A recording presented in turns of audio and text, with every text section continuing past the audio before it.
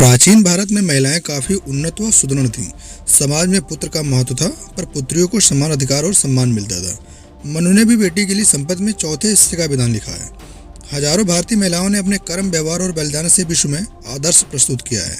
इन भारतीय महिलाओं ने जहाँ हिंदू धर्म को प्रभावित किया, वहीं उन्होंने संस्कृति, समाज और सभ्यता को नया मोड़ दिया। भारतीय इतिहास में इन महान महिलाओं के योगदान को कभी भी भूला नहीं जा सकता। दोस्तों, झांसी की रानी लक्ष्मीबाई, जो अंग्रेजों के सामने बिल्कुल भी नहीं झुकी थी। अंग्रेज झांसी की रानी को कैद करना चाहते थे, लेकिन अपनी अंतिम सांस तक झांसी की रानी अंग्रेजों से संघर्ष करती रही थी।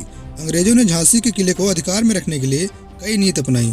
करीब 8 दिनों तक झांसी के किले की घेराबंदी रखी, लेकिन रानी लक्ष्मीबाई की सूझबूझ और सुरक्षा के चलते अंग्रेज हर बार मात खाते रहे। लेकिन अपनों के बीच गद्दार भी होते हैं। कोई गद्दार था जिसने अपना रंग दिखा दिया और अंग्रेजों से जा मिला। ये दौर था 1857 की क्रांति का, जब हीरोज ने पत्र लिखकर रानी लक्ष्मीबाई को किले समेत समर्पण करने को कहा। जवाब में रानी लक्ष्मीबाई अपनी विश्वस्त सेना के साथ किला छोड़कर मैदान में उतर आई थीं।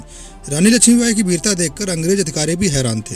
कि आप जानते हैं कि जब रानी लक्ष्मीबाई अपनी पीठ पर जिस बच्चे को बांधकर किले की ऊपरी दीवार से नीचे की ओर छलांग लगाई थी, उस बच्चे के साथ आखिर में क्या हुआ? और जब अंग्रेजों ने रानी लक्ष्मीबाई को चारों तरफ से घेर लिया था, उसके बाद का घटनाक्रम क्या हुआ था? चलिए इन सवालों के जवाब बहुत विस्तार से जानते हैं। नमस्कार दोस्तों, आप देख रहे हैं Pole of Adventure YouTube channel. साल था 1851 का। रानी लक्ष्मीबाई के यहाँ एक बेटे का जन्म होता है, लेकिन दुर्भाग्य की बात यह थी कि 4 महीने ही बाद उसकी मृत्यु हो गई।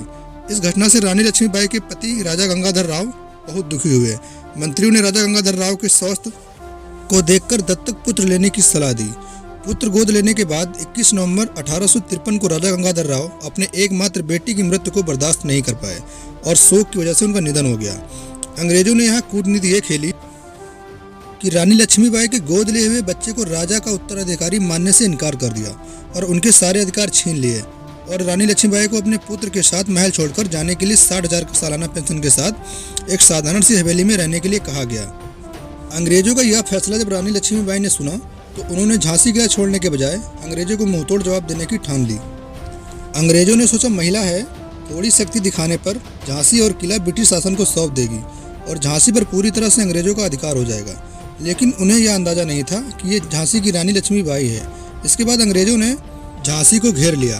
करीब 8 दिनों तक अंग्रेज बाहर बैठे रहे और झांसी किले के अंदर ना जा सके, क्योंकि रानी लक्ष्मीबाई ने सुरक्षा व्यवस्था इतनी चाक चौबंद करके रखी थी कि किले के अंदर घुसना तो दूर, किले के ज़्यादा नज़दीक भी नहीं जा सकते थे, क्योंकि रानी के तोपची गौस खां और खुदा बख्श अपनी तोपों के साथ दूर से ही दुश्मनों को उड़ा देने के लिए जाने जाते थे। अंग्रेजों के पास उस समय की लेटेस्ट जर्मन मशीन गन और तोपें थीं, पर रानी के साहस और किले की मजबूती के सामने अंग्रेजों की एक न चली।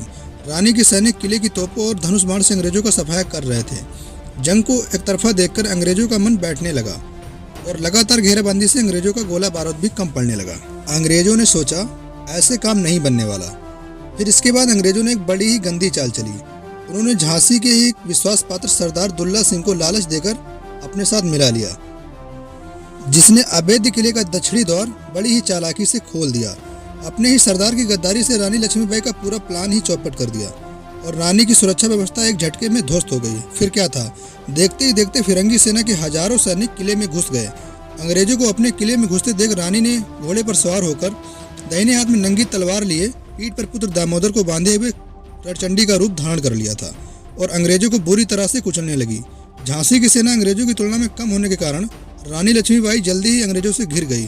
कुछ विश्वास पात्रों की सलाह पर रानी ने वहां से निकल जाना ही अपने और झांसी के लिए उचित समझा। वह जानती थी कि मुख्य द्वार से किले से बाहर जाना नामुमकिन है। रानी लक्ष्मीबाई पीठ पर दामोदर को बांधकर किले की ऊपरी दीवार पर चढ़ गई। रानी के करीबी सैनिक और अंग्रेज ये देखकर हैरान थे। उस वक्त रानी ने लगाम खींची और दाहिने पैर में चोट खाया हुआ घोड़ा पलक झपकते ही रानी को लेकर किले की ऊपरी दीवार से कूद पड़ा और रानी अपने पुत्र को लेकर सुरक्षित बच निकली।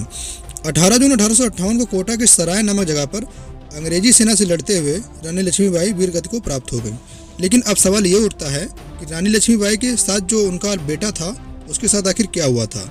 जानकारों एवं ऐतिहासिक तथ्यों के मुताबिक 1857 के युद्ध के दौरान रानी लक्ष्मीबाई ने दामोदर की जिम्मेदारी अपने विश्वास पात्र सरदार रामचंद्र राव देशमुख को सौंप दी थी। युद्ध में वीरगति को प्राप्त होने वाले रामचंद्र राव देशमुख दामोदर को अपने साथ लिए ललितपुर जिले के जंगलों में भटकते रहे। अंग्रेजों के खौफ से कोई उनकी मदद करने के लिए भी नहीं आया कई बार उन्हें खाना तक नसीब नहीं हुआ। कई दिनों तक जंगलों में कष्ट झेलने के बाद वो झादरा पाटन पहुंचे, जहां उन्हें नन्हे खान मिले। दामोदर राव को रानी लक्ष्मीबाई के जाने के बाद बहुत कष्ट झेलने पड़े थे।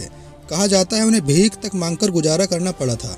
रानी लक्ष्मीबाई अपने दत्तक पुत्र दामोदर राव को पीठ से बांधे हुए युद्ध करने की वागाथा आज भी लोगों की आंखों में आंसू ला देती है। उसके बाद नन्हे खान महारानी की मृत्यु के बाद झादरा पाटन में रहने लगे और एक अंग्रेज अधिकारी के दफ्तर में काम करने लगे। नन्हे खान ने ही दामोदर राव को मिस्टर फ्लिंक से मिलवाया था। मिस्टर फ्लिंक ने दामोदर की पेंशन की व्यवस्था की।